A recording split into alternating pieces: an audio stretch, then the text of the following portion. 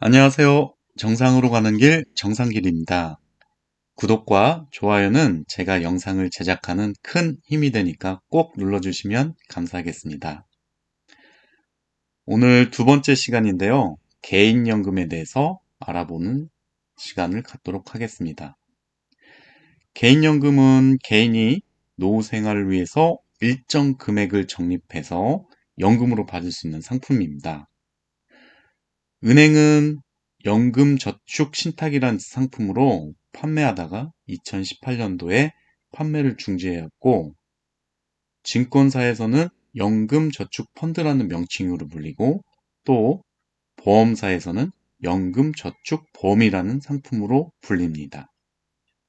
연금저축신탁 상품은 판매가 중지되었기 때문에 앞으로는 가입이 불가능합니다. 그러면 바로 연금저축펀드를 알아보도록 하겠습니다. 연금저축펀드는 납입 방식이 자유적립식으로 가입자가 내고 싶으면 내고 돈이 없으면 납입을 하지 않아도 아무런 제약사항이 없는 상품입니다. 반대로 보험사의 연금저축보험은 정기적으로 납입을 해야 되고, 만약 일정 기간 동안 납입을 지속적으로 하지 못하게 되면 상품이 해약될 수 있다는 의미입니다. 또 증권사는 적용금리가 실적배당, 그리고 보험사는 공시이율로 주고 있는데요. 쉽게 말하면 연금저축펀드는 내가 주식과 비슷한 ETF나 펀드를 샀다. 그런데 22년도에는 주식시장이 좋지 않아서 마이너스가 됐고, 23년에는 시황이 좋아서 플러스가 되었다. 이런 형태가 실적 배당입니다. 그리고 보험사의 연금저축보험은 공공에서 정해준 이율로 준다. 23년에는 정부의 공시이율이 3%였지만 지난 20년간 공시이율이 1%도 안 될 때가 있어 투자로서의 가치가 많이 사라졌던 상품이었었습니다. 하지만 요즘은 5에서 7% 확정 이자를 주는 형태의 연금저축보험이 나와서 인기를 끌고 있는데요. 나중에 이 상품을 소개시켜 드리도록 하겠습니다. 연금저축펀드의 최대 단점은 원금이 보장되지 않고 예금자 보호가 되지 않는다는 점입니다. 이에 비해서 연금저축보험은 원금과 예금자 보호가 되는 장점을 지니고 있으니 개인의 투자 성향에 따라서 선택을 하시면 되겠습니다. 제 사례를 말씀드리면 실제로 약 15년 동안 연금저축보험으로 납입을 했는데요. 실제 15년 동안 수익률이 거의 없는 원금 상태로 관리가 되어서 2019년도에 계좌 이전 제조를 통해서 삼성증권의 연금저축펀드로 이전을 한 상황입니다. 저는 수익률을 우선시하기 때문에 무조건 연금저축펀드를 추천하고 있고, 연금은 장기 상품이기에 10년 이상 꾸준히 투자를 하면 마이너스 될 확률이 거의 제로에 가깝기 때문입니다. 이 부분에 대해서도 실제 사례로 나중에 좀 보여드리도록 하겠습니다. 그리고 계좌 이전 제도를 좀 소개해드리도록 하겠는데요. 이 제도는 과세 없이 현재 연금 계좌를 다른 회사의 연금저축으로 이전하는 제도입니다. 저는 2013년 이전에 가입한 연금저축을 교보생명의 상품으로 가입하고 있었습니다. 그래서 연금저축에서 신연금저축으로 계좌 이전을 해야 되는 상황이라서 꼭 직접 방문을 해서 진행해야 하는 불편함이 있었습니다.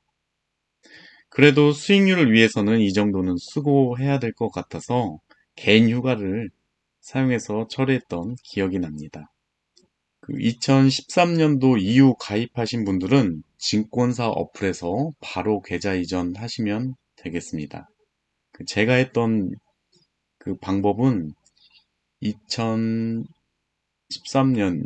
이전에 가입했던 연금저축이라서 신규로 가입할, 그러니까 삼성증권에 가서 방문을 했습니다. 그리고 계좌 개설을 하면 동시에 계좌 이체 신청서를 작성했어요. 그리고 나서 삼성증권에서 기존 교보생명으로 팩스나 이메일로 이체에 대한 내용을 통보를 해주었고, 또 기존 회사 교보생명에서 전화로 저에게 이체 의사에 대한 확인을 했고, 확인 끝난 후 계좌 이체를 위한 삼성증권에 계좌 이체를 하고, 그 다음에 저에게 완료 사실을 가입자에게 안내한 상황입니다. 여러분들도 꼭 계좌 이전 제도를 통해서 증권사의 연금저축 펀드로 이전할 것을 추천드립니다. 저는 참고로 매년 평균 약 7%에서 8%의 수익을 내고 있어 경제적 자립을 위한 첫걸음을 떼고 있는 상황입니다. 다음은 개인연금에 대한 기사를 하나 소개해 드리도록 하겠습니다. 개인연금 수익률 부진에 너도 나도 환승. 보험사 연금보험에 가입한 고객들이 부진한 수익률 때문에 펀드로 환승하는 사례가 두드러지고 있다. 작년 증권사 연금펀드 적립액은 18% 늘어난 반면 보험사 연금보험 적립액은 1.9% 증가하는 데 그쳤다. 개인연금에서 연금보험이 차지하는 비중이 여전히 가장 높지만 신규 가입은 매년 줄고 있다. 금감원 연금포탈에 따르면 연금보험의 신규 계약 건수는 2016년 497만 건에서 지난해 470만 5천 건으로 감소했다. 소비자들이 수익률이 낮은 연금펀드 등으로 갈아타고 있다는 설명이다. 보험사의 연금보험 수익률은 은행보다 높고 증권사보다는 훨씬 낮았다. 업권별로 연금 수익률을 살펴보면 증권사가 9.16%로 가장 높았고 보험 1.77%, 은행 0.22% 등 순이었다. 업계는 원리금 보장형이 대부분인 만큼 전체 수익률이 낮게 집계될 수밖에 없다는 설명이다. 보험사 한 관계자는 보험사는 안정성 위주의 원리금 보장형 비중이 높아 다른 금융회사처럼 적극적인 운용에 나서기가 어렵다고 했다. 위의 기사와 같이 보험사는 1%에서 2%의 수익률을 기록하고 있어 물가상승률을 반영하면 실제적으로는 아무런 수익이 나지 않고 투자라기보다는 무이자 저축에 가까운 개념이라고 봐야 될 것 같습니다. 그래서 저와 함께 개인연금 공부를 하시고 증권사의 연금저축펀드에서 자신이 직접 운용하시기를 추천드립니다. 다음은 개인연금의 세액공제 혜택을 말씀드리면서 꼭 최대한 많은 금액, 아니 연간 600만 원을 꼭 적립하시라고 당부드리겠습니다. 그 이유는 세액공제 혜택을 보면 총급여 5,500만 원 초과하는 사람에 대해서는 연 600만 원의 13.2%, 즉 79만 원을 세액공제해주고 총급여 5,500만 원 이하에 해당하는 사람은 연 600만 원의 16.5%, 즉 99만 원을 세액공제해주기 때문입니다. 이 세액공제는 실제로 연이율 13%, 16.5%짜리 저축이라고 생각하시면 됩니다. 이런 상품이 어디 있나요?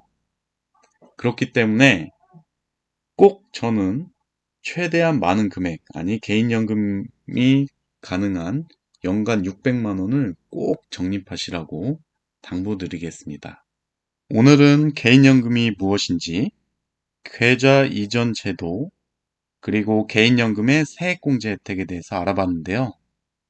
차근차근 공부하면서 따라오시면 나중에는 개인연금 계좌를 직접 운용하시는 날이 꼭 오리라 믿어 의심치 않습니다. 구독과 좋아요 꼭 부탁드리겠습니다. 감사합니다.